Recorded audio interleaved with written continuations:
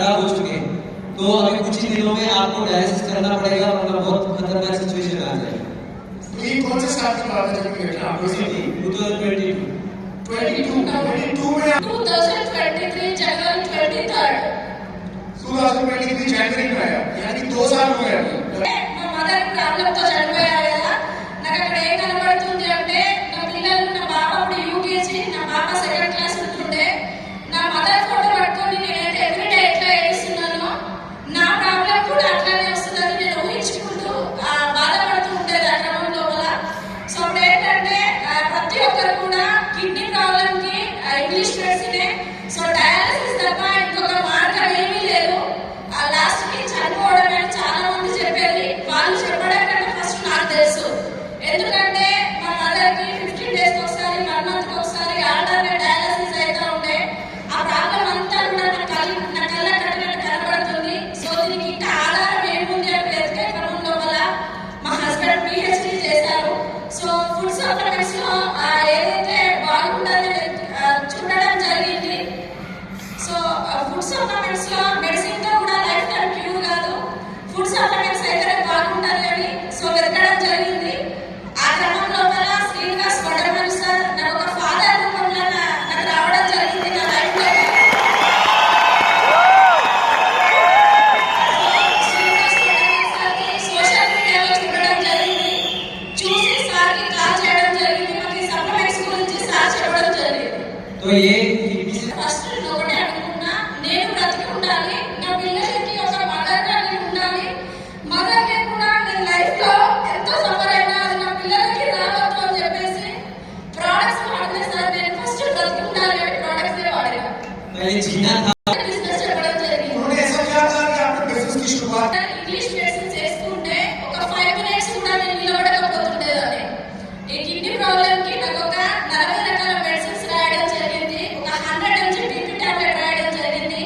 So వేసుకుంటే నేను ఇక్కడ నుంచి ఒక 5 నుంచి 6 అడుగులు కూడా వేయలేకపోతుండే. ఇద్దరు కలిసి వాష్రూమ్ లేబట్టి కూర్చోబెడుతుండే పరిస్థితి ఉంటుండే. సో అప్పుడు సార్ ఒకటే మాట చెప్పిండ్రు, మీరు మెడిసిన్స్ ని తగ్గించుకోవచ్చు, సప్లిమెంట్స్ ని వాడుకోవచ్చు, మీకు కొన్ని సప్లిమెంట్స్ నేను మార్నింగ్ తెచ్చిస్తా, మీరు ఇవి వాడండి అని చెప్పి సో నాకు ఒక 20 రకాల సప్లిమెంట్స్ తెచ్చి ఇవ్వడం జరిగింది. 10 నుంచి 15 రకాల సప్లిమెంట్స్ తెచ్చి ఇవ్వడం జరిగింది. తర్వాత బిజినెస్ గురించి ఏం చెప్పడం వల్ల మీరు బిజినెస్ చేసింది? అప్పుడు నేను ఒకటే అనుకున్నా, సార్ ఒక మాట అన్నారు ఏంటంటే, మేడం మీరు ఏదైతే లైఫ్ లో పునర్జన్మం తీసుకున్నారో 1000 మందికి మీరు ఖచ్చితంగా వాళ్ళ జన్మలను మనం కాపాడాలి. సో దీనికి మీరు రెడీ ఉన్నారా అంటే నేను ఒకటే చెప్పిన, నా ఊపిరి పోయేంత వరకు కూడా నేను కష్టపడడానికి రెడీ ఉన్నా సార్ అని చెప్పేసి డయాలసిస్ కి అందుకే వీడియో చేస్తున్నాను. చెప్పిండ్రు. వాళ్ళకి నేను అప్పుడే సప్లిమెంట్స్ వాడినా, ఎవరికి కూడా మేము వాడేటప్పుడు చెప్పలేదు. థ్యాంక్స్ టు మై హస్బెండ్ అండి.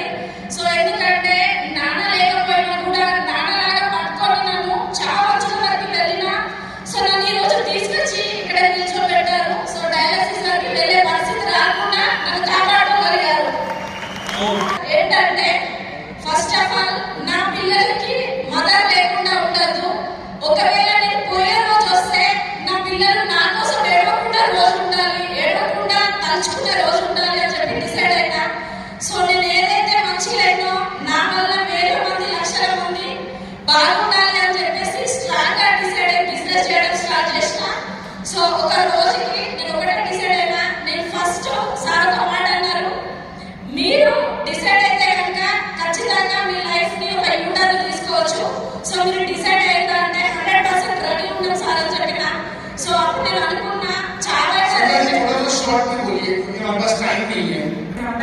సో ఇప్పుడు నేను డిజిటల్ క్యాప్సూల్స్ అనేది తీసుకున్నానండి. ఒక 10 రకాల క్యాప్సూల్స్ అయితే నా చేతిలో ఉన్నాయి. నేను ఈ వీడియో తీస్తున్నా ఎందుకంటే ఒక సప్లిమెంట్ మనం ఎవరైనా పేషెంట్ వాళ్ళకి ఇచ్చినప్పుడు ఒక 3 రకాల క్యాప్సూల్స్ ఇస్తే ఒకటేసారి వేసుకోవాలని భయపడతా ఉన్నారు. సో ఇవన్నీ కూడా ఫుడ్ సప్లిమెంట్స్ అండి. ఇవన్నీ ఒకసారి వేసుకున్నా కూడా ఏం కాదు. సో మీరు చూస్తూ ఉన్నాడు, నేను వేసుకుంటాను.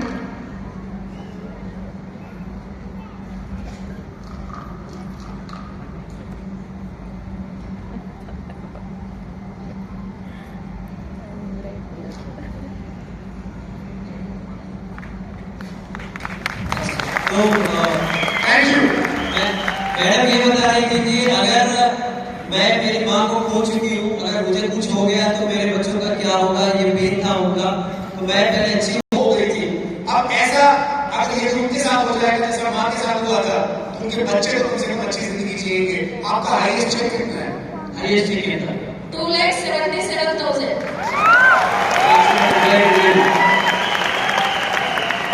कोई फॉरेन ट्रिप के लिए आपने गाड़ी ली है? సో ఈ బిజినెస్ నుంచి నేనే ప్రపంచానికి దూరం అయితే అనుకున్నా, కానీ ఈ ఆపర్చునిటీ స్టార్ట్ చేసినాక సంవత్సరానికి సో యూసిడి అదేవిధంగా టీసీడీ 2 సంవత్సరాల నుండి స్టార్ట్ చేసి ఇది 3వ FRU. First FRU bronze, second FRU UCD, ఇది థర్డ్ ఎఫ్ఆర్యు అంటే యూసిడిలో ఇక్కడ కూర్చున్న 3 లక్షల ఇన్కమ్ తో.